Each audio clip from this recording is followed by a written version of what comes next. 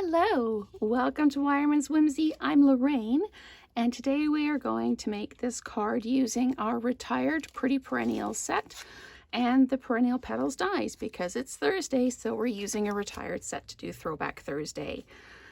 I have also used the Quatrefoil tile embossing folder, and I've already run it through the machine. I don't know if you can see the detail on that. It's really pretty.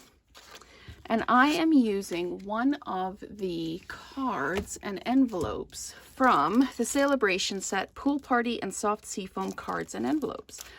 So that is retired as well, but this is the card and the envelope.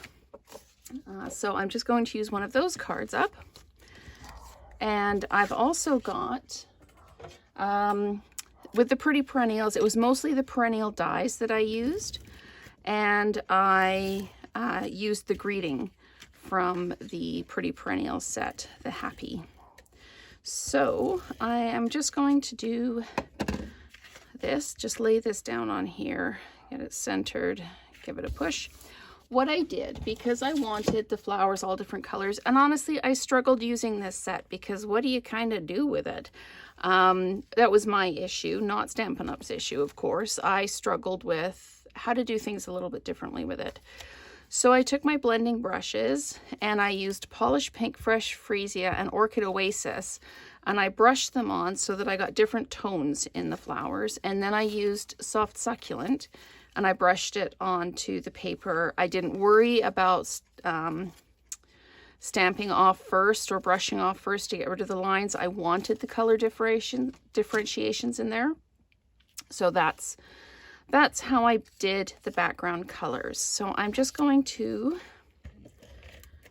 put on, I did this last time. I put on the Happy that I cut out with one of the stitched rectangle dies. I put it on afterwards and I realized that I should probably put it on first so I can orient the flowers a little bit better. I used the leaf die and it's a large die, but I didn't want the leaves that were on it. It's this one here. So I used it and I just cut the leaves off. So those are all the dies for it. They're really, really pretty. So these ones, I'm just going to put a bit of adhesive on. These you could do on a adhesive sheet if you wanted to. Because I was throwing so much of it away, I didn't want to use an adhesive sheet because I'm a little bit cheap with them. So I'm just going to put that down there. Just a little bit of green. I'm going to use dimensionals on the flowers. You can put more on if you want. I'm just putting the one on. I'm just going to pop this up here. I'm doing this one slightly differently. And then I need one of the flower centers that I made sure that I did in where I had brushed the Orchid Oasis on. So I'm just going to pop that right in the middle of the card there like that. And then I can add some leaves and everything really. The flowers are, on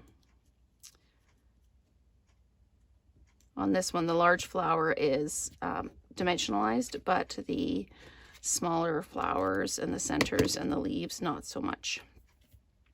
I kind of just played it by ear and did as I went, as they say. So I'm going to use, this is another one of the stems. In the stamp set, you can use this and you can actually put berries or little flowers on it. I'm just going to put this off to the side like this, right here. Now the way I did this one, I had the flowers overlapping, so I might need to build it down a bit. Feel free to fast forward or whatever you would like to do while I build the flowers, but because I cut everything else out ahead of time, I thought I would actually build the card on the fly. I've got a bunch of the little centers. They're the small flowers, but I use them as flower centers. And again, the center is easy enough to do with the adhesive paper as well. And then we've just got some of the smaller ones. I think I might put a dimensional on this one actually. And pop this one down. I can put this off to the side here and I can use a little center here. And I'm just using centers that show up. So this one was stamped out of a little darker area on the paper. I can put another flower here if I wanted to do some overlapping, and I might just do that because I can. You could do this in any color way you wanted to. I was thinking great for fall colors right now. I'm more of a fan of the softer colors than the more traditional fall colors. So I do enjoy doing the fall colors, but I thought I would do this one as a nice soft card. I'm just going to pop this one in the middle like that. And again, you can do this any way you like. It is completely up to you how you make your card and the colors that you use. I'm just going to slide that under there like that. And I do have a bunch of these little leaves cut out as well. I've got another stem here, so I'm putting actually more flowers on this one than I put on the other one. But again, you can put as many or as few as you like on. And I'll just, maybe I will tuck this one just under the edge like that. And then I can use one of the little flowers like this, pop it over here. And I can use one of the smaller leaves. Oh, I don't know if I've got another little middle. I might have to rub a little middle off something else. I know where I'm going to get it from. Okay, so I'm just going to pop those leaves like that. Here we go. And I'm going to take this center off of here. And I'm going to pop it on here. That one's very close to the same color, but you still do get the depth. And then I'm going to take this one and pop it on here. And I'm also going to take this one off because I'm not as happy with it as I would like to be. So again, your card, you can do whatever you like. And just pop that down like that. So that's pretty good. You can put some dimensionals on it if you wanted to.